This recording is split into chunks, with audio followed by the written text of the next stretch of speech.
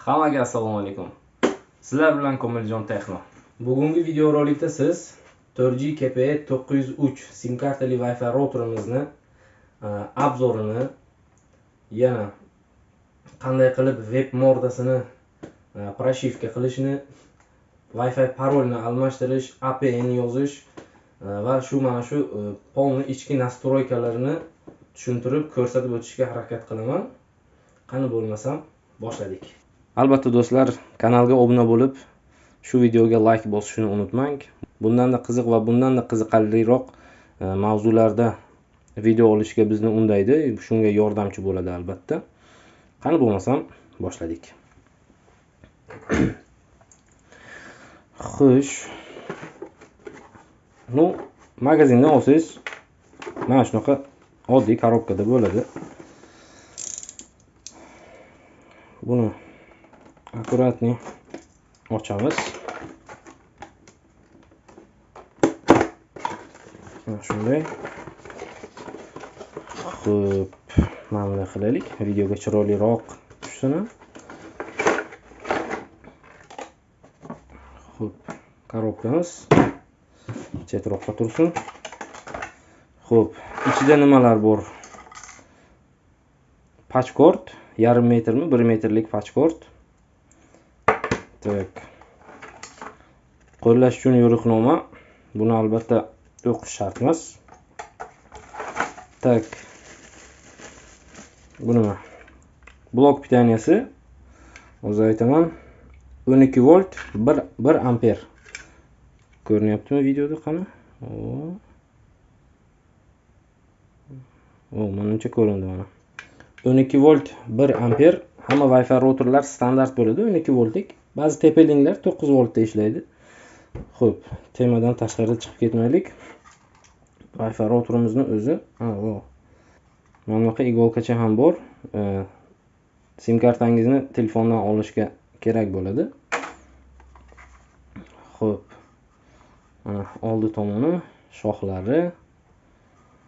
Bitta shoxi 4G niki, bittasi Wi-Fi tarqatish uchun. Bittasi 4G qabul qiladi. Xo'p, ana endi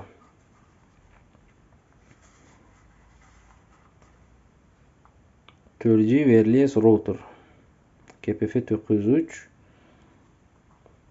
nomi, Wi-Fi paroli, web interfeysiga kirish uchun IP adres, admin, parol, admin. Keyin yana bitta narsaga ahamiyat beringlar. Bu narsani olishdan oldin albatta email kodini boshlanishi 86 bilan bo'lishi kerak. Agar 35 bilan bo'lsa agar, u sizga 1 oy ishlaydi-yu, keyin email kodga tushib qoladi. Ana shunga ehtiyot bo'linglar. Mana shunaqasi ham ko'p. Tepasida o'chirib yoqadigan knopkasi, ekran, pastida sim karta qo'yadigan joyi, yana blok pitaniya, Ethernet и micro USB 5 volt bilan ham ishlaydi bu apparat. Xo'p, ana shu. Xo'p do'stlar, bo'lmasam birinchi zapuskni boshlaymiz. Sim karta bunga o'rtachasi ketadi. Srednisi, ya'ni buni bu tomonga qo'yib turamiz.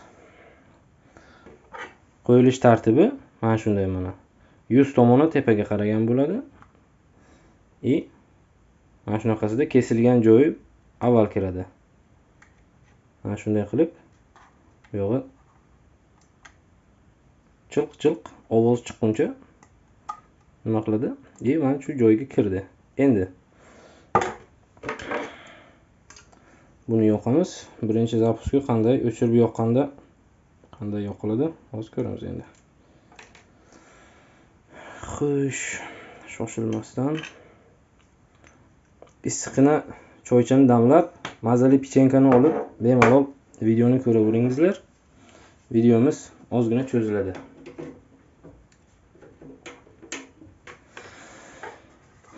Xo'p. Bismillah. Marhamat. И наблюдаем. Xo'p, yaqinroqdan ko'rsatay. O'chib yonishi mana shunaqa bo'ladi.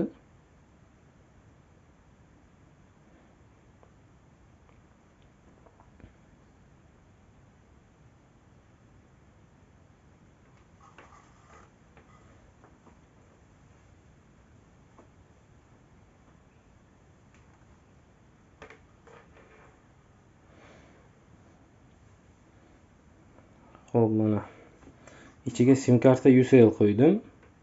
Yana bitta gap do'stlar. Bu routerlar mana internet ishladi. Bitta nozik joyini aytib o'tay. Bu routerlar Uzmobile sim kartasidan tashqari, Beeline, UCL, o'sha MobiUz sim karta qo'yganda avtomatik sim kartini o'zi APM beradi va o'sha APM bilan birdan ishlaydi. Buni hech qanaqa nastroyka qilish shart emas.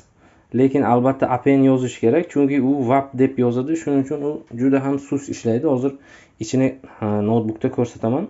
Ana shularni hammasini aytib o'taman. Mana hozir biz ko'ryapmiz 4G antena, bitta kam. Mana bu tepasidagi vasmyorkacha bu internet ishlayapti degani. Ya'niki APN yozilgan o'zi bunga ulansangiz agar internet beryapti-da o'zi. Mana shu, xo'p. Mana bunisi yonsa, boyagi pachkort bilan boshqa routerga tortsangiz yoki kompyuterga qo'ysangiz bo'ladi. Bunisi yonadi. Bu yerda nechta odam ulangan bu routerga shuni ko'rsatadi. Bu yerda SMS kelsa, bir o'sha ko'rsatadi, bir chiqadi. Operator nomi. Har bir o'chirib yonganda router statistikasi almashadi. Hozir mana 1 daqiqa, 1,5 daqiqadan beri ishlayapti. Agar shu holatda umuman svet o'chmasa agar, polni statistika ko'rsataveradi, qancha vaqtdan beri ishlatayotganligi. Pastida qancha megabayt rasxod bo'lgani. Mana yana bitta muhim narsa, knopkasini bitta bosamiz. Bitta bosganda hozirgi zavodskoy Wi-Fi ning nomi va paroli chiqadi. Proshifkasini versiya. Endi hozir bunga telefonni ulaymiz. Xo'p, o'zimni рабочий lashatka deydi-ku. Xo'p, endi bunga ulaymiz. Tak, bu yerda internetni 4G ni o'chirib qo'yaman. Bo'ldi. Endi buni bitta bosamiz. Wi-Fi parolini almashtirganingizda ham mabodo esingizdan chiqsa, hamma vaqt shu yerda bor. Knopkasini bitta bossangiz, mana shu ikkinchi storkaga o'tadi. Bemalol Wi-Fi parolini ko'rishingiz mumkin. Mana 1 dan 9 gacha 0 hozir. Endi shuni teramiz.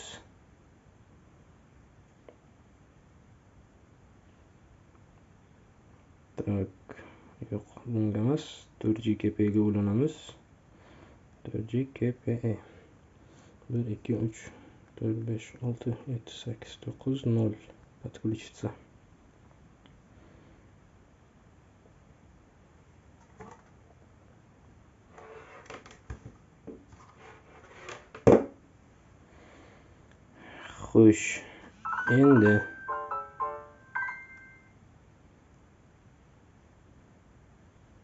Xo'sh, endi Wi-Fi ga ulanib oldik. Mana 4G KPE 3711. 4G KPE 3711. Tak. Endi xo'p, bitta ishlashini ko'rsatib o'taman. Keyin shu bilan kompyuter bilan bu yog'ini ko'ramiz. Proshifka qilamiz. Anglizchasiga ko'ramiz bir ichlarini. Nachat. Necha tezlik berar ekan shu yerdan turib.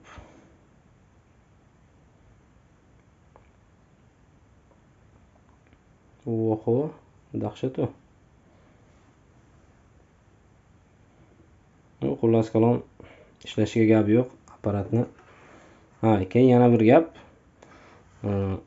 Buni svязь yo'q joylarda ishlatish muammo, chunki buni agar siz svязь yo'q joyga sotib olmoqchi bo'lsangiz, albatta avval telefon bilan tekshirishingiz kerak. Telefoningizda 4G chiqib ushlab ishlasa agar, bu ham xuddi shu narsa. Agar siz router qo'yadigan joyda, Wi-Fi qo'yadigan joyingizda 4G 3G signali bo'lmasa, bu ham hech qanday sizga yordam bera olmaydi. Ne tolka bu, xohlagan Wi-Fi routeringiz ham signal bo'lmasa ishlamaydi. Bularga normalniy signal kerak, normalniy ishlashi uchun. Xo'p. Tak. Bunga ulandik. Endi do'stlar, u yog'ini notebookda ko'rsataman, chunki u yerda video olish ham qulay, YouTube da ham polni formatda bemalol ko'rishingiz mumkin.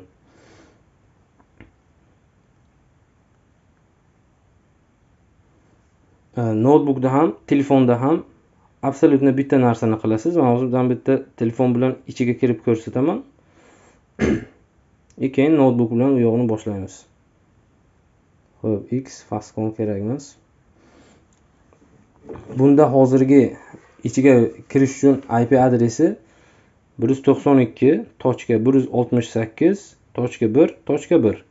Ba'zi routerlarda mana shu 168 dan keyin 199.1 bo'ladi. Ana shu ikki xili bor. Xo'p. Endi telefonni to'g'ri ushlayapmanmi? Buni o'chiramiz.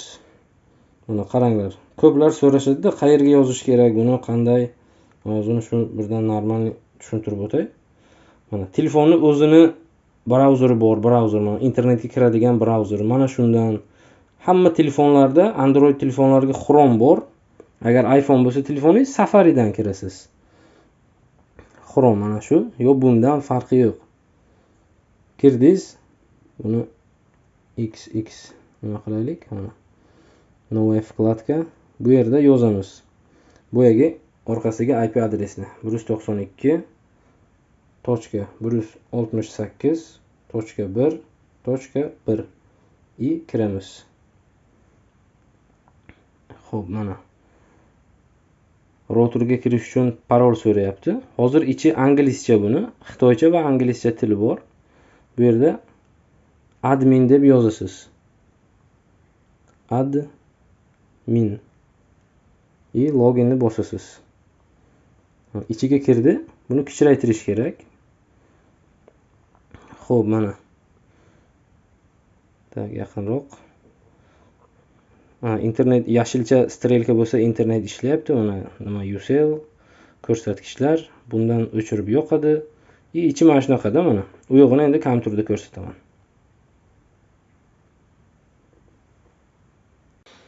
Xo'p, proshifka uchun albatta notebook kerak yo kompyuter, personalniy kompyuter kerak. Telefonda qilib bo'lmaydi. Endi routerni yoqqandan keyin albatta notebookda mana nimasini, buni routerni Wi-Fi ga ulanamiz. Xohlasangizlar kabel bilan ulanglar. Agar personalniy kompyuter u Wi-Fi поддерживать qilmasa agar boyagi pachkord bilan 1 metrlik LAN kabel bilan ulashingiz mumkin. Xohlasangiz bu bilan farqi yo'q. Через Wi-Fi. Подключиться routerga ulanamiz.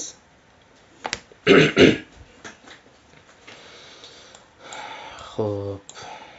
Parol so'raydi. Parol boyagi 1 2 3 4 5 6 7 8 9 0.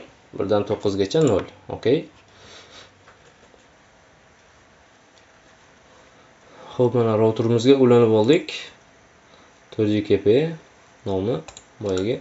Endi bu yerda birinchi qilinadigan ish, xo'p, avval bitta inglizchasiga настройкаларni ko'rsatib o'tay, keyin proshifkaga o'tamiz. Tushuntiraman. Hozir inglizchasiga bo'lmasam tushuntiraman ishlarini. Keyin ruschasiga o'tamiz. Xo'p. Brauzerimizga kiramiz. Chrome, Yandex brauzer farqi yo'q, brauzer bo'lsa bo'ldi. Endi bu yerda avval brauzerni keshini tozalab olish kerak, istoriyasini, ya'ni bo'lmasam ichidagi nimalarni, настройкаларni to'liq ko'rsatmasligi mumkin. Mana shuna qilib udalit qilinadi. Kesh nimasini tozalash kerak. Xo'p, tozalab qo'ydik. Mana top-toza Chrome. Endi 192.168.1.1 kiramiz. Mana English va Xitoy. Admin, password, paroli admin. Xo'p, mana routerimizning ichiga kirib oldik. Bu anglizchasi, o'zi bu to'liq anglizchada o'rgataman. Kimda endi proshifkasi nima, proshifka qilmasangiz shart emas, masalan kerak bo'lmasa agar, shu holatda ham juda ajoyib ishlaydi. Endi xo'p, bir boshdan tushuntirib o'tay. 4G da ishlayapti. Operator, уровень signal. Bu yashil yonsa agar internet bor degani, bu SMS keladi, SMS ni ko'rsatadi. Bu o'sha nechta podключенный o'shani ko'rsatadi. Bu yerda ham xuddi shunday mana. Shu kompyuterning MAC adresini ko'rsatyapti. Endi bir boshdan bu home, shu birinchi stranitsa. Bu yerdan siz internetni o'chirib yoqishingiz mumkin uni. Disconnectni bossangiz internet o'chadi. Internet o'chadi. Mana strelka yo'q, X paydo bo'ldi. Ekrandan boyagi 8 gacha ham yo'qoladi. Endi internetni yoqamiz. Ana shunga ham nima qilasizlar? Mabodo internet ishlamay qolsa, ichiga kirib, mana shuni connect qilsangiz, ishlab ketadi yana. Xo'p, ikkinchi bo'limi. Email kodlari, o'sha nomi max bu yerda 10 tagacha устройство ulash mumkin bunda. Versiyalari, proshifka versiyalari va hokazo. Statistika. Bu yerda qancha megabayt, qancha vaqt ishlaganini ko'rishingiz mumkin. Endi bular kerak emas narsalar. Xo'p. Bu driverlari, bu ham kerak bo'lmaydi, bilmadim. Bu yerda SMS kelsa, nima qiladi mana shu? Uni qilib udalid, yes. Kerakli joylarga kelyapmiz. Xo'p. Bu sim kartaning ichidagi kontaktlari, setting. Mana bu hamma vaqt mana shu avtomatikda turishi kerak.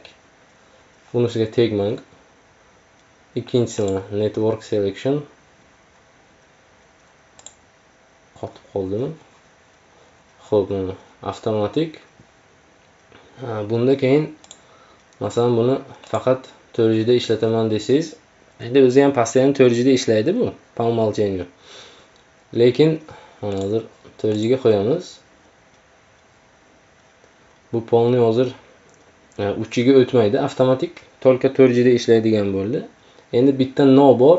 Buni proshifka qilsangiz ham, qilmasangiz ham shu holatda ham o'chirib yongandan keyin, o'chirib yoqqaningizdan keyin yana avtomatikda turadi, mana shu narsaga turadi. Ana shu zavodni nimasi kamchiligi, proshifkasi darabotinli emas. Lekin bu ishlashiga hech qanday xalaqit bermaydi. Biror marta xalaqit bermagan. Ana shu. Bunga tegmasangiz ham bo'ladi. To o'chirib yonguncha 4G da tursa ham ana shunday nima qilsangiz ishlaydi. Endi kerakli joy APN mana. Boya aytgan joyim Uzmobiledan tashqari qolgan 3 ta sim karta bu routerning ichiga qo'ysangiz, sim kartalar avtomatik tarzda APN beradi. Buni mana bu UCL WAP GPRS deb yozgan. Agar shu APN da tursa, internet juda ham sus ishlaydi yoki ishlamay qolishligi mumkin. Bunga ko'p marta guvoh bo'lganman. Shuning uchun xo'p, agar qanaqadir UCL mi Beeline ni nima qo'ymoqchi bo'lsangiz, albatta saytidan kirib, masalan UCL bo'lsa, UCL ning saytidan kirib, APN ni qanday to'g'ri yozadi yoki telefoningizdagi ichini APN ni ko'rib, bunga yozishingiz ham mumkin. Masalan UCL niki endi o'z bu yerda APN yozish uchun avval home ga kirib, internetni o'chirish kerak. O'zi o'chiq ekan-ku. Tak, mana internetni o'chiramiz. Bo'lmasa APN yozib bo'lmaydi, internet yo'q holatda. Mana shu kerakli punktlar, ana shu yerlarni yaxshilab o'rganinglar. Setting, APN, UCL sim karta qo'ysangiz, add new, bu yerda xohlagan narsa yozishingiz mumkin. UCL ni farqi yo'q. Kerakli joyi shu, ana shu APN. UCL niki internet deb yozsangiz bo'ldi. Internet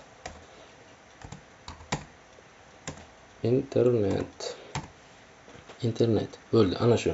UCL niki shunaqa. Beeline bo'lsa, Beeline internet internet.beeline.uz hammasiniki har xil.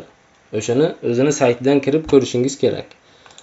App'ini bosamiz, bo'ldi, saqlanib bo'ldi. Endi buni mana bu set defaultni shunaqa shunga bosamiz. Po umolchaniu shu bo'ldi mana. Endi har bir router o'chib yonganda yo nima qilganda shu APM bilan ishlaydi va internet qotmaydi. Lekin agar siz sim karta almashtirsangiz, boshqa UCL qo'ysangiz ham yana avtomatik boyagi mana bu GPRS'da kelib qoladi. Siz yana kirib buni UCL ga o'zgartirishingiz kerak. Endi uni o'zgartirdik. Home connect internetni yoqamiz. Bo'ldi mana. APN shunda turibdi endi. O'chib yonsa ham shunda turadi. To sim kartani almashtirguningizgacha. Xo'p, endi Ethernet bu orqasidagi LAN porti, bitta porti bor. U WANda ham ishlaydi, LANda ham. WANda ishlatib ko'rmaganman, biron marta bilmadim. Agar orqasidan bironta routerga internet bermoqchi bo'lsangiz, avtoga tursa ham bo'ladi. U shart emas o'zgartirish. LANga qo'yib app'ini bosish kerak. Avtoda tursa o'zi avtomatik tanlayveradi. Xo'p, bu internet status, Wi-Fi setting mana. Kerakli joyi Wi-Fi setting, Wi-Fi parolini qanday o'zgartirish haqida. Display password ga bossangiz agar hozirgi parolni ko'rsatadi. Mana buni hozir sizlar bilan bitta o'zgartirib ko'rsataman. Xo'p, Komiljon 1. Xo'p, endi buni ham o'zgartiramiz. Xohlagan va nomiga любой nima yozsangiz bo'ladi, farqi yo'q. Harf, bukva qancha bo'lishidan qat'iy nazar. Paroliga 8 tadan kam bo'lmagan raqam yozish kerak faqat. 8 tadan kam bo'lmasin. Xo'p, 8 7 6 5 4 3 2 1 yozdik. Xo'p, bular qarang.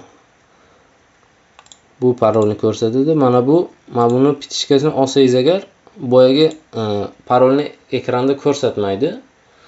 Bunisi qancha trafik rasxodligini ko'rsatmaydi, yo'q ko'rsatmaydi. Shuni olsangiz ko'rsatmaydi trafik rasxodini. Bunga tursa ko'rsatadi. Bu routerga qancha odam ulanishiga ruxsat berishi. Hozir bittaga qo'ysangiz agar faqat bitta telefon ulanadi, bo'ldi. Boshqa odam parolni bilsa ham ulana olmaydi bunda. Mana shunaqa qilib tanlashingiz ham mumkin. Xo'p, bunisini o'zim ham bilmayman. Nimali bu? Kerak emas narsa, qarochi. Xo'p, almashtirdik. App'ini bosamiz. Yes. Bo'ldi, Wi-Fi parol almashdi. Endi qaytadan kirib olamiz, hozir o'zgarsin. Mana Wi-Fi dan uzildi. Xo'p, endi mana boyaga almashtirganimiz подключение.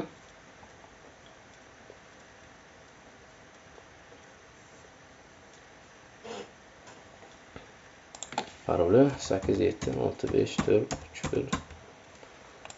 Okey.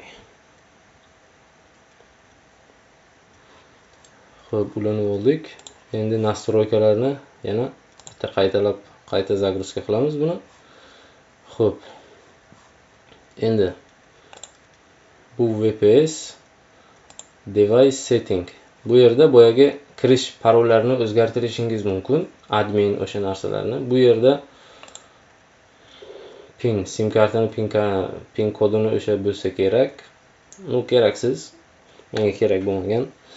Bu yerda mana bu reset tugmasi zbros beradi routerga. Hozir buni reset qilsak, yana заводской коробкаdan chiqadigan holat bo'ladi. Proshivkadan keyin reset bermang, yana заводской holatiga keladi. Chunki proshivka u polni miyasini ichi proshivka bo'lmaydi, web interfeysi faqatgina proshivka bo'ladi. Shuning uchun reset berganda proshivkasi o'chib ketadi. Restart routerni o'chirib yoqadi. Restart qilsangiz o'chib yonadi. Endi kerakli joy mana. Router setting, bu yerda siz IP adresini almashtirishingiz mumkin. Mana boyaga kiradigan joyini. Bu hozir biz buni almashtiramiz. Nega? Chunki proshivka qilish uchun proshivka qiluvchi skript 192.168.199.1 bilan yasalgan. Shuning uchun bu IP adresi tursa proshifka qilib bo'lmaydi. Buni endi o'zgartiramiz proshifka qilish uchun. Agar sizniki olganingiz zavodskoy mana shu IP adresi 199.1 bo'lsa, uni almashtirish kerak emas, chunki tayyor. Mana holatimda hozir 1.1 bu yerda. Shuning uchun buni proshifka qilish uchun IP adresini o'zgartirishim kerak. Buning uchun home ga kirib yana internetni o'chiramiz. Telefon bilan ham xuddi shunday boshqariladi. Bir xil setting, router setting. Xo'p. Mana bu yerda 199 yozish kerak. Bo'ldi. 2 marta qilaman, chunki bir martada ko'pincha o'zgarmaydi. Yes. Ana shunday qilib o'zgardi. Endi routerga restart berish kerak. Yes. Router o'chib yonib yangi IP adresda bo'ladi. Biz router o'chib yonguncha endi proshifkani boshlaymiz. Yangi IP adresda bo'ladi. Endi xo'p, qani uzil.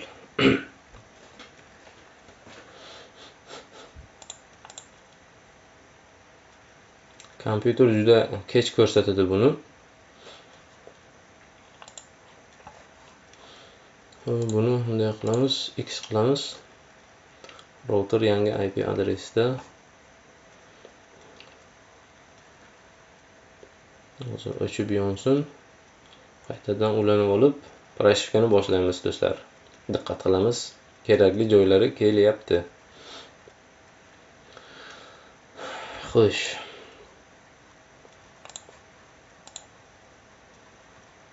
Qani paydo bo'l. Xo'p, mana routerga ulanib olamiz. Ulandi. Endi yangi IP adres bilan oxirini mana shu 199.1 enter.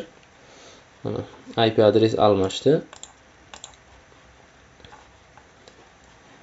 Endi mana informatsiyadan kirib ko'rsak, mana IP adres 199.1. Xo'p. Endi proshifkani boshlaymiz. Proshifkani qayerdan olamiz degan savolga video ostida silka bo'ladi. Yoki Telegramdan kanal ochdim Telegramga. Telegram kanalimizga ham obuna bo'lishni unutmang. U yerda ham qiziq narsalarni joylab borishga harakat qilaman. Birinchisi shu proshifka bo'ladi. Telegram kanaldan proshifkani skachat qilib olasiz. Mana shu arxiv notebookka olasiz. Xo'p. Arxivni endi извлечь qilish kerak. Рабочий стол. Okey. Xo'p, endi kiramiz. Papkaga kiramiz. Birinchi bundan ishni boshlaymiz. Mana shu adresni kopirovat qilamiz. Bu kerak emas, yopamiz. Endi buni bu yerga vystavить qilish kerak. Mana endi enter bosamiz. Bu ADB nimasini ichini ochdi. Proshifka uchun yo'l ochildi. Endi buni minus qilib turamiz. Yo'q, minus emas. Kerakli joyi yana. Buni endi tozalash kerak. Keshni avval tozalaymiz. Historia.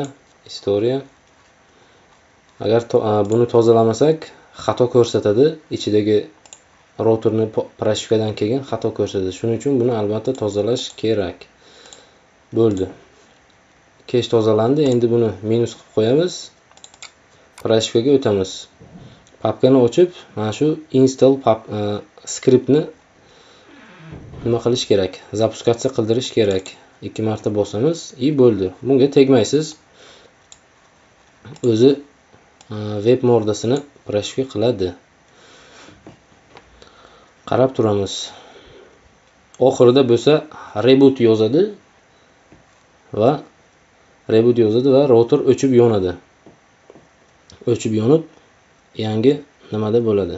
Pрошивка juda oson, mana shu soddagina. Mana shu ozgina qarab turamiz, bo'ldi.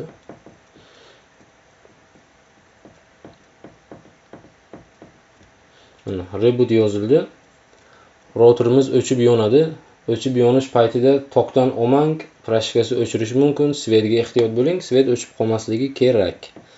Bo'ldi. Reboot yozdi, bo'ldi. Skriptni mahkamlaymiz.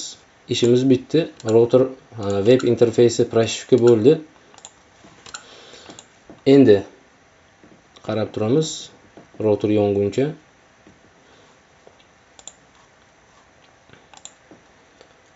Hop. Tak, routerimiz yondi.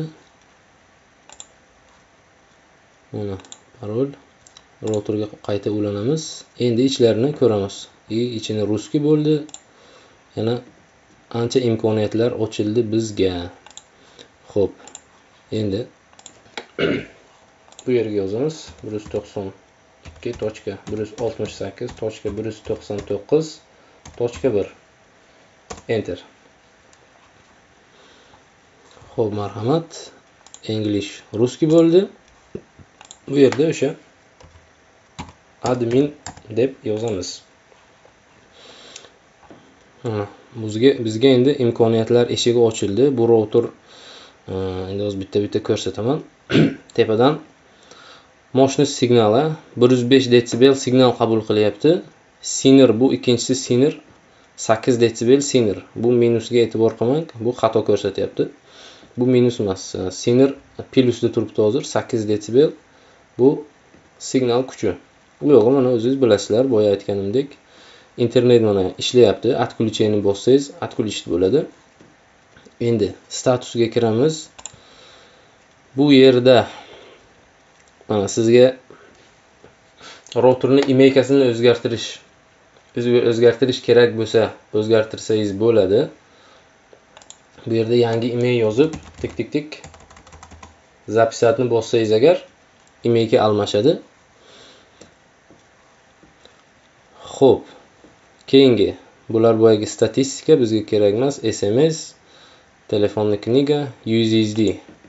Zaпрос yuborsa ham bo'ladi endi. Yuborib ko'raylik qani ishlaydimi. Biror marta shu narsani qilmagan ekanman. Xo'p, reshotka. Отправить.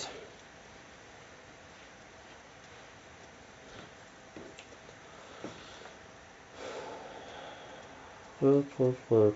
Неправильный номер USSD. Ishlamaydi. Tak, endi настройка. Eng kerakli joylari. Bu avtoda turadi, tegmaymiz. Bizga kerakli joylari fiksatsiya TTL. Kimki Human sim karta ishlatmoqchi bo'lsa, bu punkt kerak bo'ladi. Albatta Human sim karta ishlatsa bo'ladi bunda. Albatta Human sim kartasini ishlatish haqida keyingi videolarda yana bitta batafsil video qilaman. Hozircha faqat pрошивка shu настройкаларni ko'rsatib o'taman. Xo'p, fiksatsiya TTL kerakli joyi mana hammaga kerak. Bu chastota tanlaydigan joyi juda keng chastota qamroviga ega. LT band 1, 3, 5, 7, 8 даже band 20 da ham ishlaydi bu. Band 20 adashmasam Mobiuzda bor, 4G 800 MHz da ishlaydi. Xo'p, almashtirib ko'ramiz. Bundan pichkani olamiz. Xo'p, 1800 MHz ga qo'yamiz. 1 minut. Okay. 103 desibel 1800 endi 2600 ga qo'yamiz. Скоростной nima bu? Chastota 1 minut. Okay. 2600 ga o'tdi. Xo'p, endi qani band 20 bor ekanmi? 1 minut. Yo'q. Bu sim karta ichida UCL turibdi. UCL da Band 20 800 MHz da 4G yo'q, faqat Mobius'da bor. Mobius'da faqat shu ikkita. Ana shu, agar sizda bu narsa nima uchun kerak bo'ladi, shuni ham aytib o'tay. Agarda sizda ikkita chastota ham bo'lsa, masalan 1800 va 2600 ham bo'lsa, bittasi tezroq va bittasi sust ishlasa agar, router avtomatik sakraydi, bir bunisiga o'tadi, bir bunisiga o'tadi. Shuning uchun internet orada uzilish bo'lishi mumkin. Shuning uchun siz yaxshiroq ishlaydiganiga qo'yib 1800 masalan qo'ydingiz и preminutni bossangiz bo'ldi. Router faqat 1800 da ishlaydi va internet uzilib qolmaydi. Ana shuning uchun bu juda ham kerakli funksiya, bu chastota tanlash. Xo'p, buni aytib o'tdim. Endi Vibor seti. Bu boyagi 2G, 3G ga qo'yadigan joyi. Bu tegmasangiz ham mayli, o'chib yongandan keyin baribir avtoda turadi. APN, mana APN o'zgargani yo'q. Boyagidek o'sha internet. Boyagi u yog'i mana planda turibdi.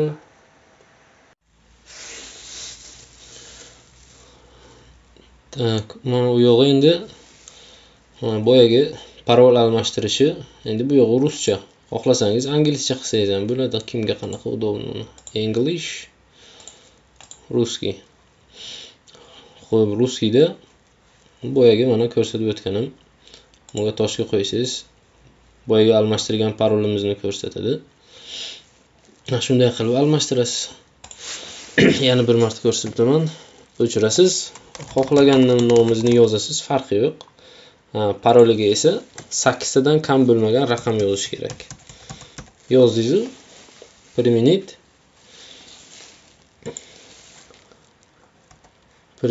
bosasiz, da bossangiz agar bo'ldi, almashadi. Ana shu.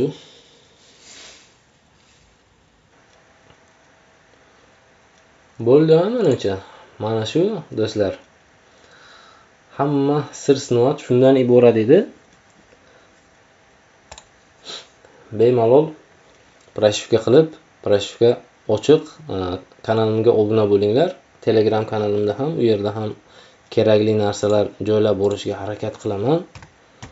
Endi bitta YouTube ga kirib ko'rmasak bo'lmaydi.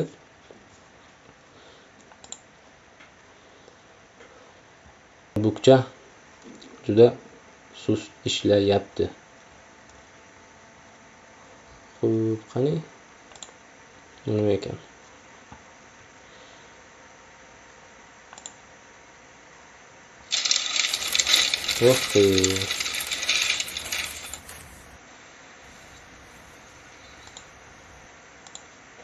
Do'stlar, bugungi videomiz shundan iborat edi.